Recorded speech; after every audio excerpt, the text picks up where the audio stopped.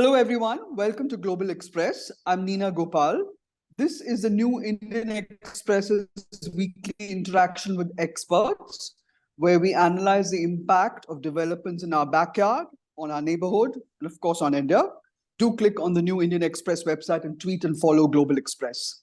So, if there is one story that's been competing for headlines with Hamas and Israel, it's the dramatic homecoming of Pakistan's three-time former Prime Minister Nawaz Sharif as he ended his self-imposed exile in London. The last time Mr. Nawaz Sharif came home in similar fashion was in October 2007, after he had been put in jail and sent into exile in 1999. His once arch rival turned ally Benazir Bhutto had similarly returned that same month. She survived an assassination attempt, but only for her to be felled 2 months later, very tragically. Nawaz's homecoming this October, thankfully, doesn't have any of the elements of that blood and gore, but it's full of drama and it is historic. Here he was on a chartered flight from Dubai that was named Ummeed-e-Pakistan, receiving him at Islamabad were officials who ensured he had a pre-arrest bail in place and he wouldn't go to jail. He was flown with all the protocol accorded a leader of his stature to his hometown, Lahore. The mammoth crowds at Minar-e-Pakistan rally were equally mind-boggling. People lined the streets, to the venue, where Nawaz actually delivered a very, very emotional speech. He talked about his personal loss, and interestingly, that he hadn't come back to settle scores, to seek revenge, that he wanted peace with hopes and aspirations, the Umeed. To have with us Mr. Raza Rumi, who's currently the editor of the Friday Times, the brainchild of the veteran journalist Najam Sethi. Mr. Rumi is also chief editor of the online platform Naya Daur Media, an author, a columnist, as well as an academic, a teacher, a poet, and a foodie. Welcome, Mr. Raza Rumi. So tell me now. My question basically is that what was the was it an inside job? I mean, is there an inside story? Who made the first move for this rapprochement between the Nawaz Sharif and the establishment? Because the military establishment has never been pro Nawaz. They've got rid of him 3 times. So did Nawaz and his brother Shahbaz see the opportunity as it presenting itself to, with Imran Khan's high-handedness over sacking Asim Munir and bringing in Lieutenant General Faiz Hamid and delaying General Qamar Bajwa's extension? Did they see it as an opportunity, or did the military see it as an opportunity? What can you tell us? So basically, I mean, he's laid it out. So this is a marriage of convenience and an opportunistic alliance. And, my enemy's enemy is my friend, basically. That's the principle. And I mean, we know that Nawaz Sharif, the way he was treated just 5-6 years ago, from 2016 to 2018, he was virtually, ousted from power through a sham Supreme Court verdict, then disqualified for life, and then jailed along with his daughter. I mean, these are pretty drastic things to do to any politician in any country. And how come in 5 years the wheels of fortune have changed has to do with the fact that, there's been such a bitter ending between Imran Khan and the military. It's been a terrible breakup. And that leaves the military in a bind because, unlike the past where it could rule directly, Pakistan is a much more complex and noisy place, It is. 240 million people, the rise of social media, and the fact that, you have all these aspirations by different groups of people, especially urban areas. So the military can't be ruling directly or facing the public directly. It needs civilian allies. And this time they think that Nawaz Sharif may be able to bring the kind of stability and the kind of experience that is required to run the country. Because remember, you were talking about the economy, another key theme, and both are interlinked with the political instability and all this political engineering, has been the economic crisis, which has brewed. I Yeah. mean, Pakistan's economy was doing okay until 2016, 2017. And then it has nosedived to an extent that, low growth rates, unprecedented inflation, and a big dollar crunch, Yeah. uh, which is vital to pay back interest and principal on the various loans accumulated in the past decades.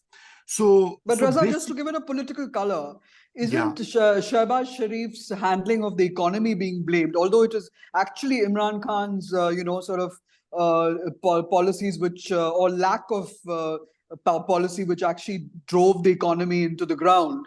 But he does have that hanging over his head. So the Sharifs do have to deal with the unpopularity of the Sharif government itself.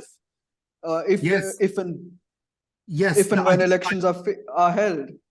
Yeah, I think that's going to be a major factor in the upcoming election, despite the fact that the stage is all set for Nawaz Sharif. But, voters are not going to be very happy while even voting for their erstwhile party. Even Sharif supporters are very upset with the official figures of inflation have been 40%. It's one of the Yes. highest in region and Asia. But I think on the handing of the economy, let me tell you, no political party in Pakistan, including the military, if it were to take the reins of power, is in a position to manage and fix the economy, because the rot is so deep. I mean, Pakistan is in urgent need of structural reform. And that reform cannot happen when you have this political wrangling and instability underway.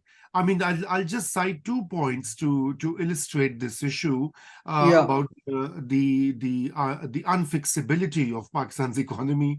I mean, the first thing is that Pakistan's economy historically has been dependent on aid from the West. Either Yes. it is military assistance, civilian assistance, economic assistance, and those taps have dried up since 2021, when the US left the region. Yeah. Yeah. So there is no longer a direct security interest of the United States and the Western world to put in lots of cash into Pakistan's coffers. Now that has upset the way Pakistan's economic management has taken place historically. The elites have a lot of privileges in Pakistan. One study says $17.5 billion of subsidies, tax concessions, and other things go to big landlords, to big Wow. industrialists, to certain cartels like automobile industry, sugar industry, exporters. They get all sorts of rebates, and this is a UNDP study. So That's and there have been fascinating.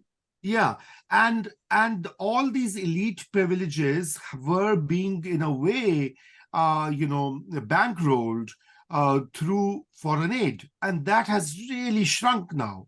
Now Pakistan's elites find themselves in a real big quandary, what to do, because they want to keep the older ways and habits intact, Yeah. yet the reality does not match, and hence you have a big crisis. That's why the balance of payments crisis, etc., and the low tax revenues persist. So I think Nawaz Sharif has a huge challenge. Even if he becomes the prime minister, it's not going to be an easy ride. He, on his own, until he has the support of other political parties and the military, he's not being, he won't be able to fix this. He This, won't be given a free hand, and the elites yeah, are definitely going to not be yeah, happy if their pie is yeah. eaten into.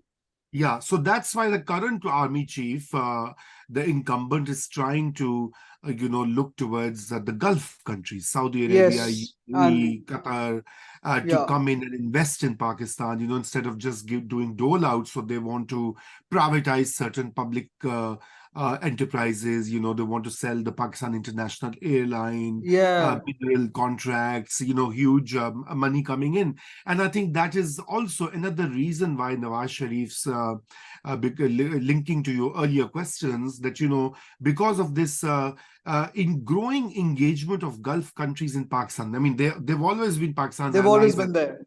Yeah, Yeah. but this time it's becoming even more kind of intense, and they like and trust Sharif, They to be in do. charge of affairs. And then China also is okay with Sharif because the CPEC, the China-Pakistan Economic Corridor, was stalled for many years, partly because Pakistan did not enough money, and the terms, etc., were extremely tough, but partly also because the former Army Chief General Bajwa was trying to reorient Pakistan back into the Western camp. I And see. yes, That's and interesting. yeah, and so, but you see, but that reconfiguration has not led to much. I mean, there's not much money coming in from the West. There are not many new arms coming in other than the usual regular engagement. So at this stage, the military is looking very much towards the Gulf countries, and hence in my view, I mean, Nawaz Sharif's positioning in power would also work towards some kind of a normalization agenda with India as well, because I think the That Gulf that is countries. that you actually think that's on the cards? Yeah, I think it is becoming more and more of an imperative. Hmm. Pakistan military may not like it. The hawks in India may not wish for that to happen, but it is becoming, in a way, an imperative. Partly because the UAE, and the Saudis. I mean, they have huge investments in India. They're growing They economic do. cooperation. The UAE is, a company from there is managing Pakistan's largest port in Karachi. So you see, economic factors, as we know, shape human history, and so there would have to be some sort of I mean, I'm not saying that the two countries will become best of friends or there'll be a robust bilateral relationship. I think that we are far miles away from that, but at least having some sort of a normalization, some sort of a reopening of I dialogue, think and Pakistan, Nawaz Sharif's speech also, he said that he wants to make yeah. borrow a leaf from India's book on its IT sector, which has been said to me so many times before by other politicians in Pakistan. So it's obviously something that they're looking at very There is, seriously. yes, there is something, Neena, that Nawaz Sharif has not changed. He may have, sometimes he fights with the military, sometimes he compromises, he changes his positions on other things. One Mhm. thing for the last 23, 24 years, he's been consistent, is the fact that he thinks that, and rightly so, and a lot of people in Pakistan support his point of view, is that you can't really do well economically, if you are constantly warring with your neighbors, whether it's the eastern neighbor or whether it's the western neighbor, and conflict is terrible for economy. Nawaz is a businessman. He Businessman is. wants stability, wants peace, wants, Yeah. goods to flow.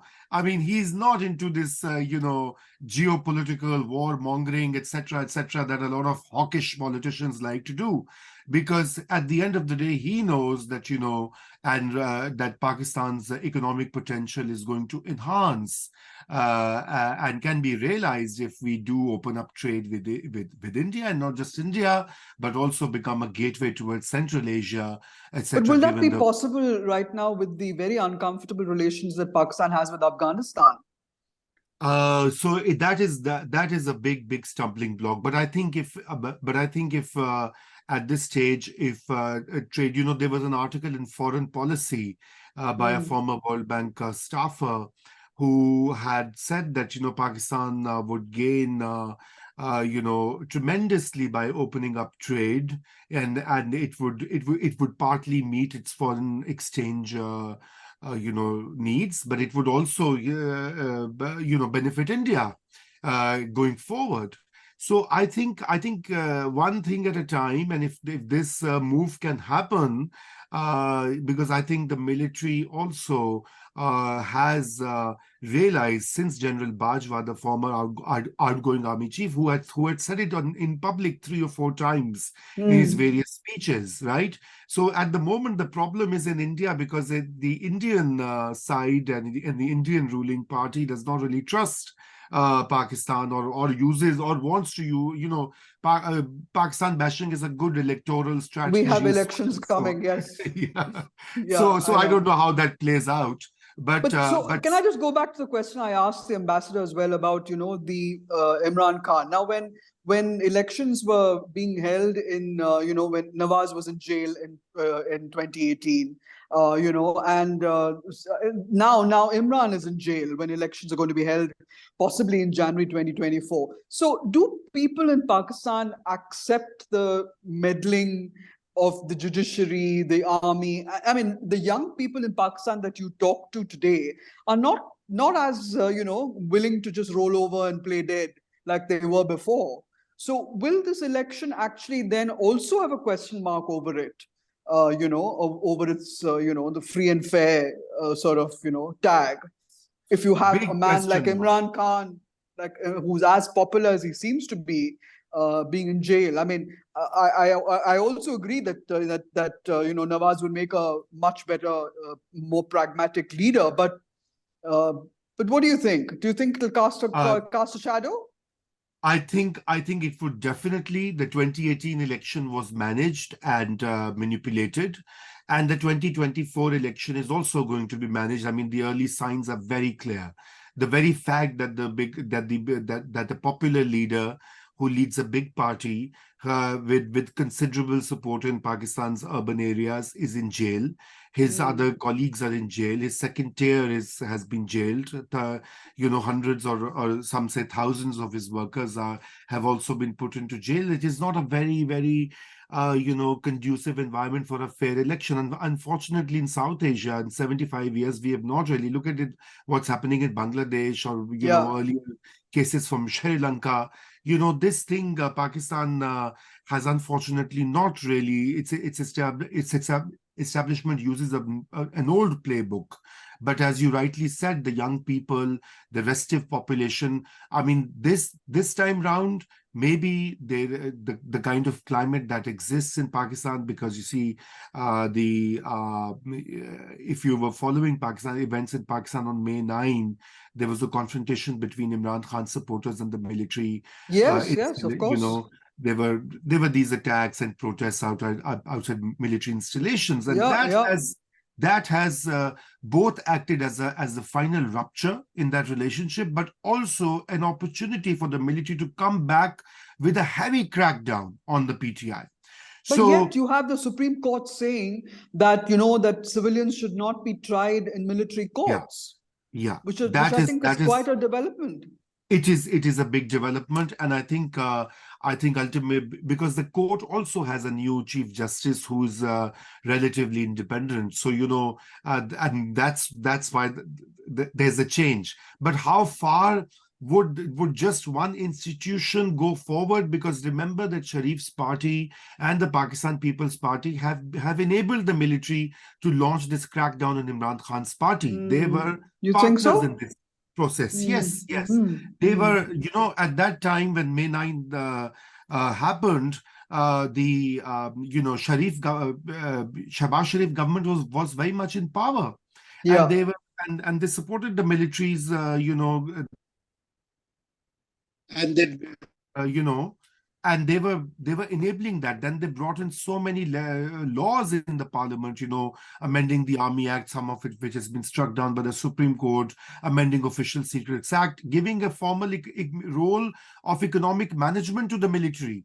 Now, this is Oh, also unprecedented. Earlier, the military used to exercise that de facto role as the yeah. power center, but now part of it has been legitimized by the outgoing parliament. So you see, these they are our political parties and politicians cannot be absolved of their role in empowering and strengthening the military hand when there is a time that they can forge a united stance and push them back to the barracks. So just a question which I also asked the ambassador, which he said you'd be much better at answering. This intrigue that is going on where the Muslim League is reaching out to the PTI, where the PPP is reaching out to the PTI, Fazlur Rahman is having meetings with the PTI. Could you just give us a sense of where this election could go? I mean, will it be a fractured mandate, or will there be a power sharing where, the Balochistan Awami Party get Balochistan, PPP gets Sindh and Southern Punjab,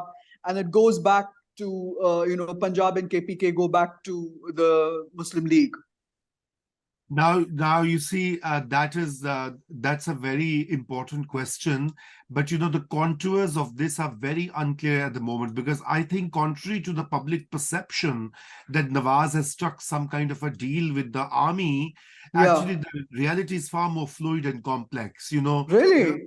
Don't forget that the military, there are sections within the establishment who don't trust Nawaz Sharif. I mean, this is an institution that has fired him 3 times, twice jailed him, and twice exiled him. So, I mean, fortunes change, but they don't change radically. I mean, it's not a Bollywood film after all, right? So the thing is that, I mean, there are no happy endings here. Tollywood. Exactly.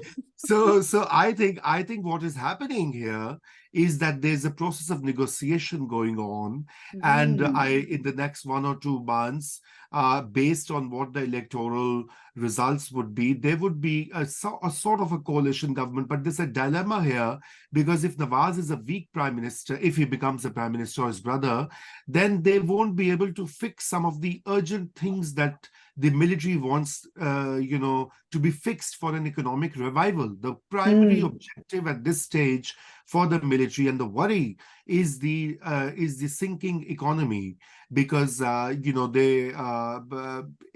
economic power is your defense, is your strength as well. So for them, they see an opportunity for economic revival, and only a strong prime minister can do that. If there's a weak coalition, then that would impair the ability of coming government to fix some of these long-standing issues. Is there also a story going around that Imran Khan could be a card that the army could play at some point if they need to? Is that credible, or is it just another rumor? Well, I mean, so far it's a rumor. I don't think, I mean, what I have heard from people, I've spoken to quite a few, and they say that for the moment, until the incumbent army chief is there, there's no possibility of Imran Khan making a comeback actively into politics or on corridors of power. But then you never know. Things do change, and he's a great trump card for the establishment if Nawaz Sharif does not toe the line. Play ball. If he exceeds his given job description, or tries to change it, they'll release Imran Khan and send him back to the streets. So my gosh, anything is possible. So Raza, do you have a concluding remark to make? Because we're running out of time. Do you have something to tell us where Pakistan is headed, and how you see it unfolding in the next couple of months? So I mean, there's a lot to say, but I would think that, if the military establishment realizes that a fair and free election can actually be the only guarantor of political stability in Pakistan, I think that would be a lesson worth noting from other jurisdictions and from history. If they will manipulate the election for party X or Y, or leader Y or Z, this political instability will continue, and it's not going to help Pakistan's economic revival, Sharif or not Sharif. So I think I hope that there's a realization, but then we also know from our history that, nobody learns from the history either. That's the biggest lesson. So let's hope some better sense prevails. Thank you very much. Please click on the Global Express button and watch the program on the new Indian Express website. Thank you.